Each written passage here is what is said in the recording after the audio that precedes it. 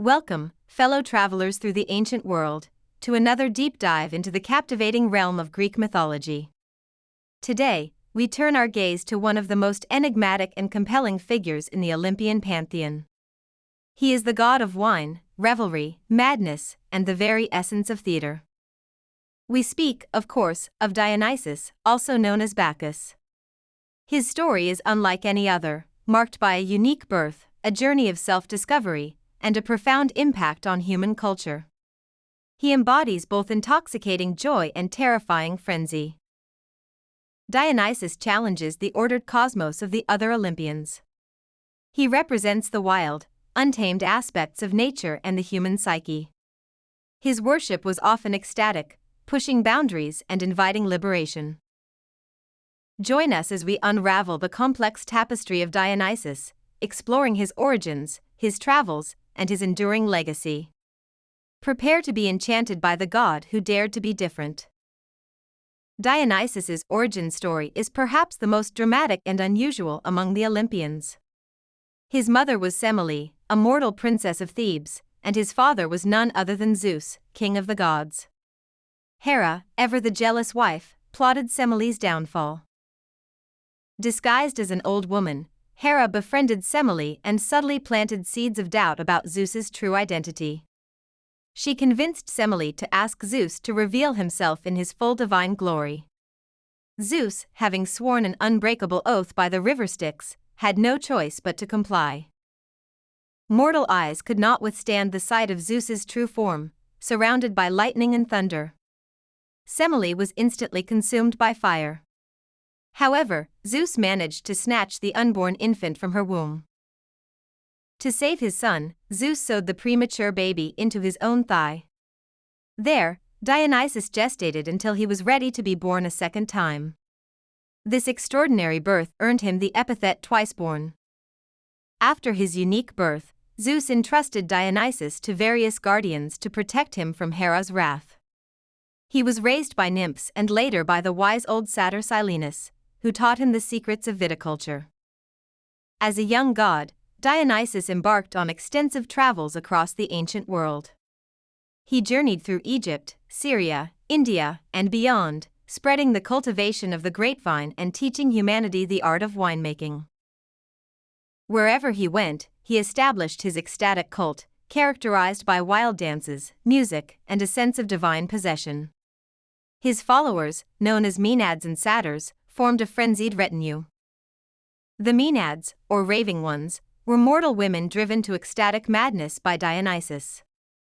They roamed the wilderness, tearing apart animals in their frenzy, and were said to possess superhuman strength. Satyrs were mythical creatures, part human and part goat, known for their love of wine, music, and revelry. They were constant companions of Dionysus, embodying the unrestrained aspects of his cult. Dionysus's travels were not always peaceful. He often encountered resistance from those who feared or rejected his unconventional worship. Those who opposed him faced severe and often gruesome consequences. Dionysus is instantly recognizable by his distinctive attributes. The most prominent is the grapevine, symbolizing his dominion over wine and fertility. He is often depicted holding a thyrsus. The thyrsus is a staff topped with a pine cone and adorned with ivy leaves and ribbons. It served as a ritual implement and a symbol of his divine power. Ivy, like the grapevine, is sacred to him. Animals associated with Dionysus include the panther or leopard, symbolizing his wild, untamed nature and his connection to exotic lands. Bulls are also sacred to him, representing strength and fertility. His presence evokes a sense of liberation, ecstasy, and transcendence. He offers an escape from the mundane, a temporary release from societal constraints through intoxication and ritual. However, this liberation comes with a warning. The ecstasy he offers can easily tip into madness and destructive frenzy. Dionysus embodies the dual nature of pleasure and peril. Perhaps one of Dionysus's most profound and lasting contributions to human culture is his connection to the origins of Greek theater. The dramatic arts evolved directly from his worship. The Great Dionysia, a major festival held in Athens, was dedicated to Dionysus. It became the primary venue for the performance of tragedies and comedies. Playwrights like Aeschylus, Sophocles, and Euripides premiered their works here. Early theatrical performances involved choruses singing hymns, known as dithyrambs, in honor of Dionysus. Over time, these evolved to include individual actors interacting with the chorus. The masks worn by actors in Greek theater are also linked to Dionysus.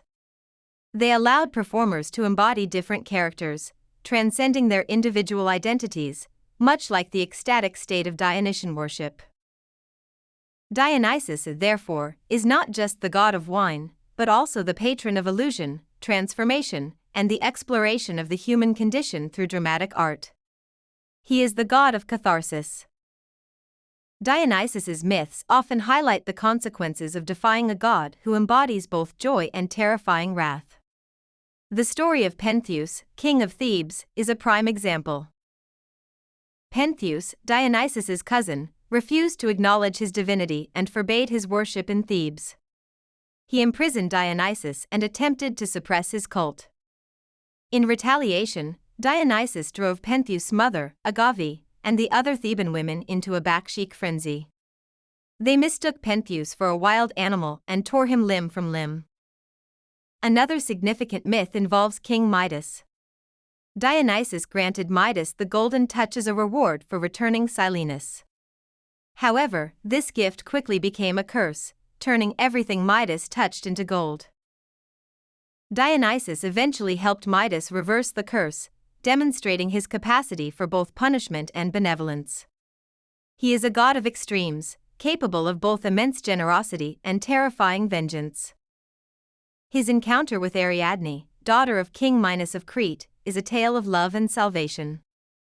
After being abandoned by Theseus on the island of Naxos, Ariadne was discovered by Dionysus. Dionysus fell in love with her, married her, and elevated her to divine status.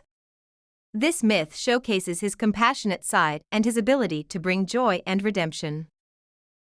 Dionysus is a god of paradoxes. He is the bringer of joy and liberation, yet also of madness and destruction. He represents the wild, untamed forces of nature and the subconscious mind. He is the god of fertility and growth, particularly of the vine, but also of the raw, primal instincts that lie beneath civilization's veneer. He challenges order and embraces chaos. His worship offered a release from the strictures of daily life, a chance to connect with the divine through ecstatic experience. This made him incredibly popular, especially among women and marginalized groups. Dionysus embodies the cyclical nature of life, death, and rebirth, much like the vine that dies back in winter only to flourish again in spring. He is a god of transformation. He reminds us that true understanding often lies beyond the rational, in the realm of intuition, emotion, and the Dionysian frenzy. He is a force that cannot be contained or fully understood. The influence of Dionysus extends far beyond ancient Greece. His themes of ecstasy, liberation, and the subconscious have resonated throughout history in art, literature, and philosophy. From Nietzsche's concept of the Dionysian as a primal, chaotic force, to modern interpretations in psychology and cultural studies, Dionysus remains a potent symbol. His story continues to be retold and reinterpreted, reflecting humanity's ongoing fascination with the wild, untamed aspects of our own nature. He is a god who speaks to the depths of the human soul. The theater, his sacred art form, continues to thrive, offering spaces for collective experience and emotional release, much like the ancient Dionysian rituals. Dionysus reminds us of the power of intoxication, not just of wine, but of passion, creativity, and the boundless energy of life itself. He is a god who truly lives on. Dionysus stands as a unique and indispensable figure in the Greek pantheon. He is the god who bridges the gap between the divine and the mortal, the civilized and the wild. His story is a testament to the power of transformation, the allure of ecstasy, and the terrifying consequences of denying one's true nature. He is a god of profound complexity. From his miraculous birth to his global travels and his enduring legacy in theater, Dionysus invites us to embrace the full spectrum of human experience. He is the spirit of liberation. Thank you for joining us on this journey into the intoxicating world of Dionysus. May his spirit inspire you to explore the wilder, more ecstatic corners of your own understanding.